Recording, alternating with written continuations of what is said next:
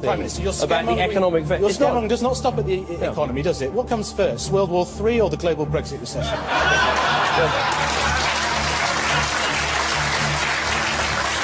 The world is changing with accelerating speed. To lead in shaping a new world order for the 21st century.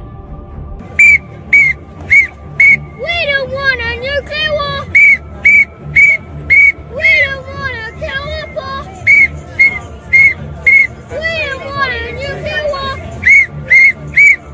We don't want a killer war! This week, U.S. Defense Secretary Ashton Carter accused Russia of nuclear saber-rattling. He promised to counter what he described as Russian aggression by increasing military buildup through NATO's presence near Russia. NATO, a key aspect of U.S. security policy. Now, the Baltic Sea region is quickly becoming a friction point between Russia, NATO, and the U.S., with NATO military exercises underway and a lot of close encounters. I was joined earlier by James Carden, Washington correspondent for The Nation magazine. He started by telling me for what NATO is preparing. It was recently announced that NATO is going to be sending in 4,000 troops to Lithuania and Poland as part of the European Reassurance Initiative. That's a $3.4 billion initiative designed ostensibly to reassure our NATO allies in light of what has been happening in eastern Ukraine. In addition to that, the United States has sent in the USS Donald Cook, which is a missile-class destroyer about 50 miles away from Kaliningrad. Now, Kaliningrad, a lot of Americans don't know, is a Russian port between Poland and Lithuania, and they have a major naval base there. And so the effect of these maneuvers by the United States and NATO has been to increase tension in the region. So what exactly is the aggression that they're worried about? I mean, this is a lot of militarized presence that they're gearing up for. Yeah, what they claim to be very worried about is a repeat of what has happened in eastern Ukraine. The entire Europe must calm down in the knowledge that the Pentagon would do anything in order to protect Europe from Russia. On Monday, the Pentagon deployed a pair of F-22 fighter jets to southeast Romania in an effort to deter hypothetical Russian aircraft. The US Air Force aircraft arrived at the air base on the Black Sea, less than 400 kilometers away from the Russian military stronghold of Sevastopol on the Crimean Peninsula. The US Air Force has deployed F-15 Eagle air superiority fighter aircraft to Iceland and the Netherlands. Several NATO countries as well as non-members, such as Finland and Sweden, are sending planes to Estonia for the first massive Air Force exercise to feature civilian airport aimed at training for interception of aircraft losing contact inside Finnish airspace. The two-day exercise called Ramstein Alo-1 will kick off at the Estonia's Amari Air Force Base next Thursday. It will be involving warplanes and air crews from Belgium, Spain, and Poland, as well as non-NATO members such as Finland and Sweden.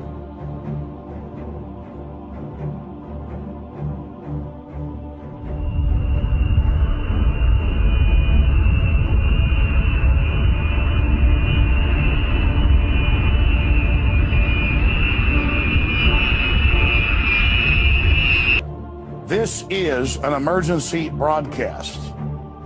This is a direct message to the Department of Defense, all four branches of the military, active duty, service members, veterans, their families, state governments, local governments, and the media.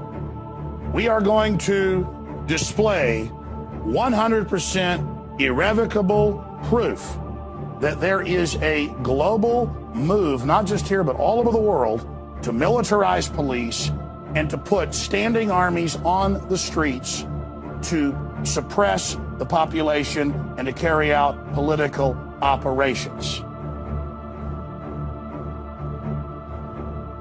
It seems strange that at the same time when we have huge military drills, military hardware movement, and FEMA training in the US. In Europe, we have 600 members of various European military forces recently conducted an exercise in the German North Rhine province, ready to be deployed in the event of civil unrest or war. Why in the world Italy's streets would be patrolled by Chinese police? That shows a very strong message that Vatican will be partially protected by China during a major crisis.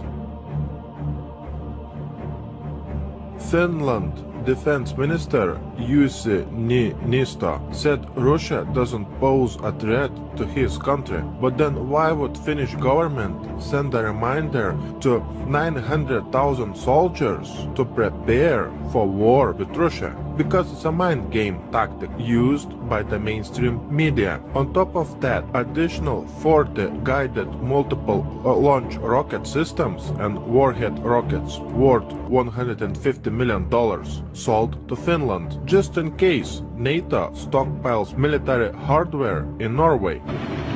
So we have what are called pre-position gear, both in caves and on ships, and it allows forces from the United States to come out and fall in on gear that is already forward deployed versus bringing all that gear with us. M1A1 tanks, amphibious assault vehicles, artillery and logistics equipment support NATO allies. So any gear that is already forward deployed both reduces cost and speeds up our ability to support operations in crisis. So we're able to fall in on gear that is basically ready to go and respond to whatever that crisis may be. It always takes time to deploy forces to a certain area. When you have material, equipment, pre-positioned, you can fly in the personnel and you will be faster ready to conduct operations. So that's always an advantage to have that pre-position in Stockholm, Norway. The equipment will support Exercise Cold Response 16 starting later this month.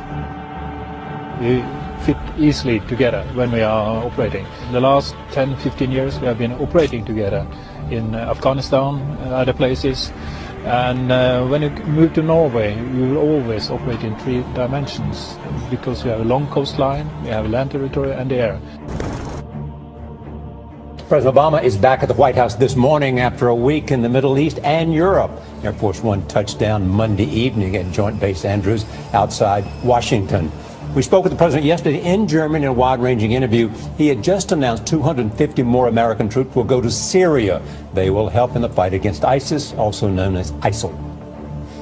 Us dismantling ISIL is a priority, and although we are not going to be sending ground troops in to fight, we are going to try to find out what works and then double down. And one of the things that's worked so far is us putting special forces in for training and advising of local forces, but also intelligence gathering. Let me pivot to China. Your Secretary of Defense has been in the region. How aggressive do you see the action in the South China Sea?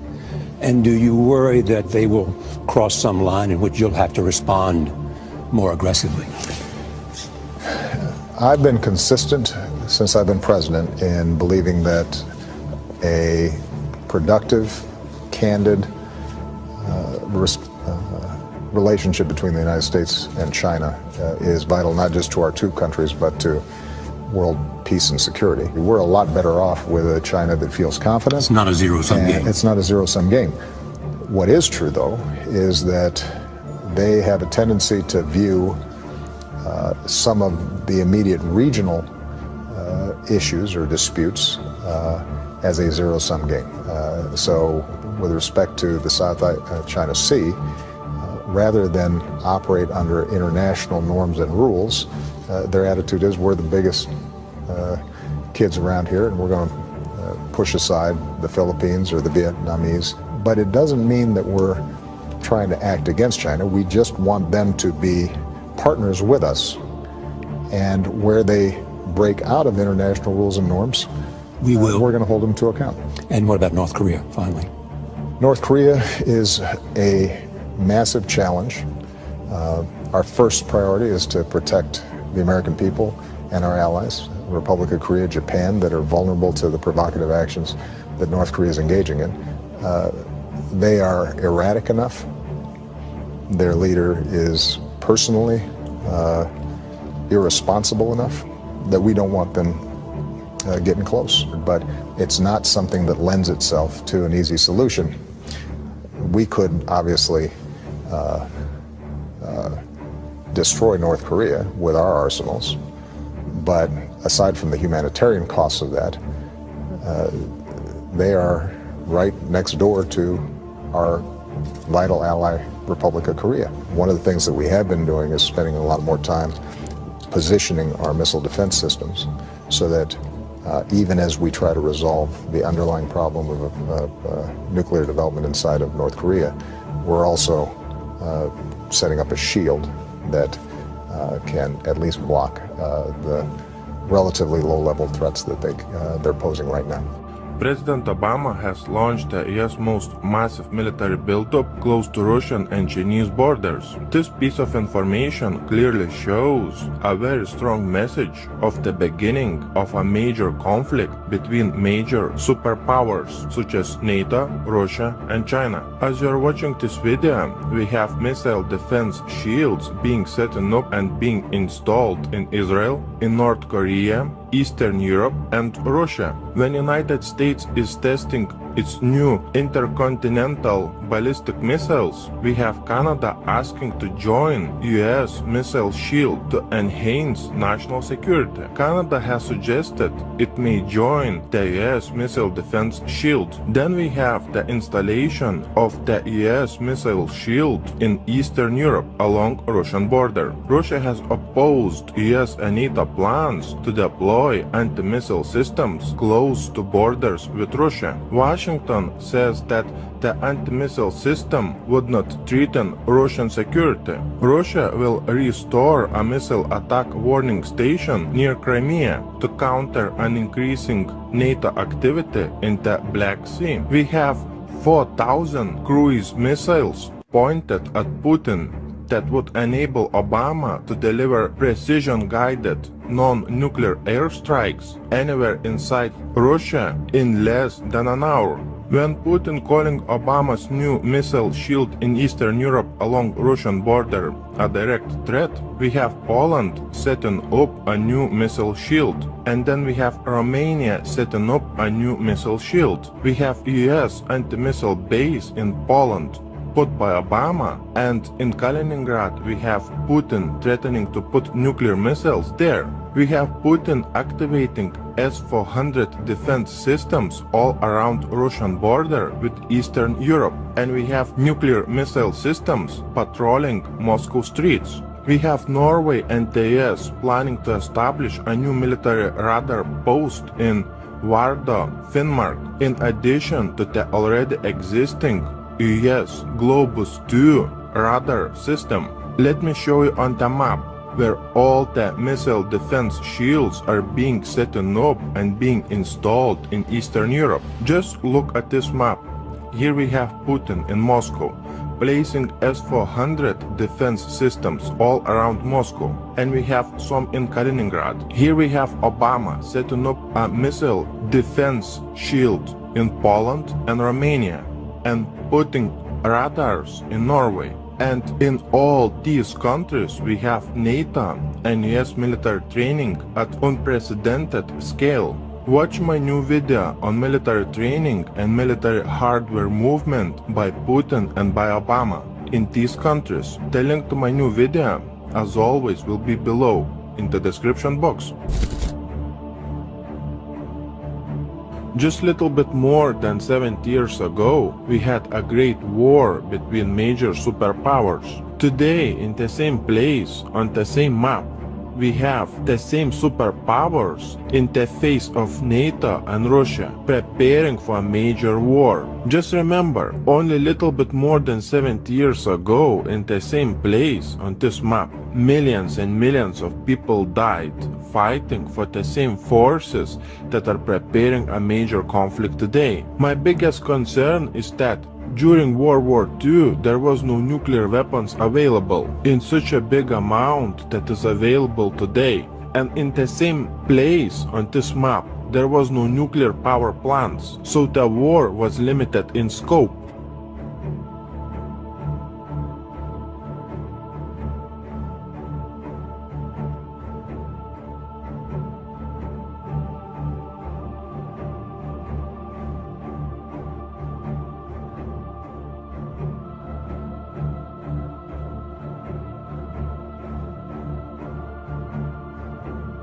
While the Allied forces lost hundreds of thousands of citizens during the course of the conflict, at least 27 million Soviets were killed during what's known in Russia as the Great Patriotic War.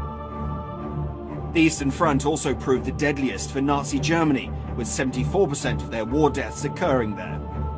Almost every single Soviet family suffered the horrors of this war. Only 37% of all men drafted to the front line survived till the end of the conflict. Now I want you to pay close attention to this information. Washington continues to prepare a global strike, according to the Deputy Foreign Minister of the Russian Federation. The United States continue its destabilizing activities. This includes the creation of a global missile defense system, the continuation of the development of tools capable of inflicting a disarming strike without using nuclear weapons, the rapid global attack system of the United States, which will be able to apply high-precision non-nuclear strikes from American territory at targets on Earth within an hour. This system will cause a non-nuclear strike, disarming strategic nuclear forces, including those of Russia. 24 generals from 13 NATO countries gather in Latvia to train joint operations. We are prepared to fight and win if we have to. NATO's focus will expand from assurance to deterrence, including measures that vastly improve NATO's overall readiness. Lithuania is hosting large-scale military exercises involving the country's forces as well as soldiers from other NATO member states. Another Baltic state, Estonia, started a major military drills involving NATO troops in the country's regions near the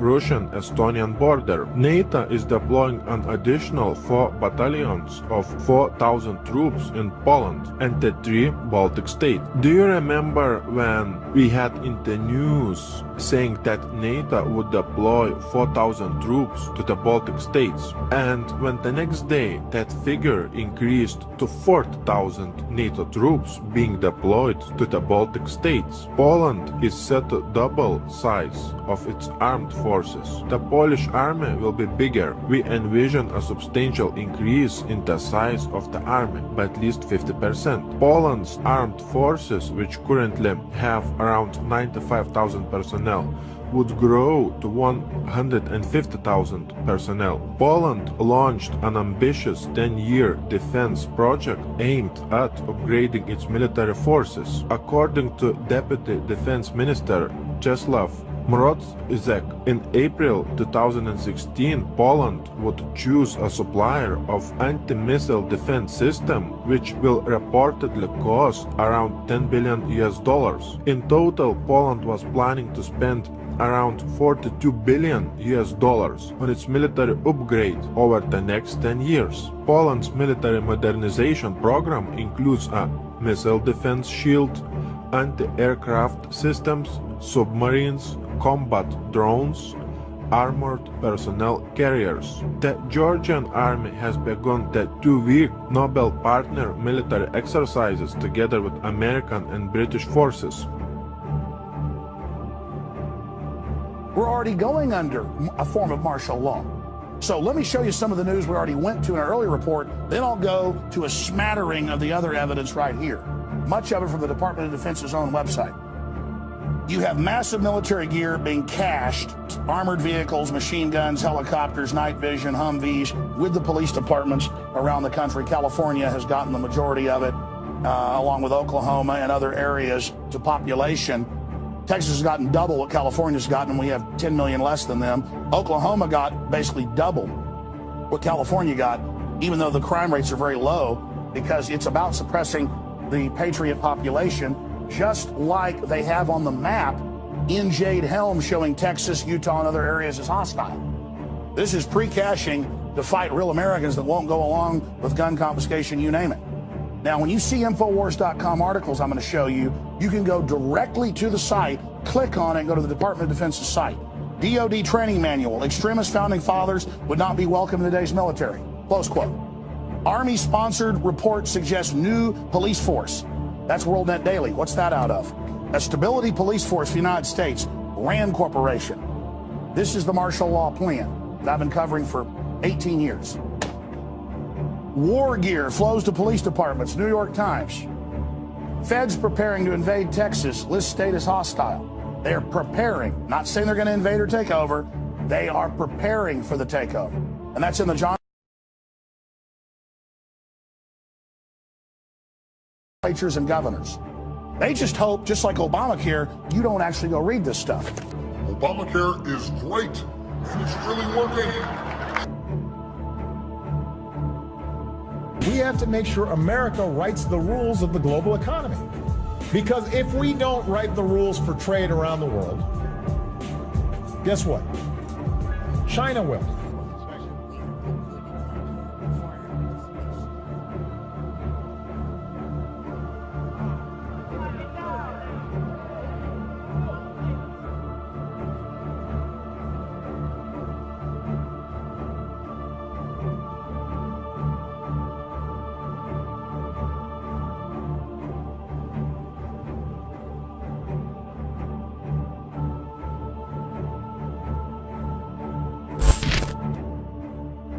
Why in the world we would have such strange things happening on the land of freedom?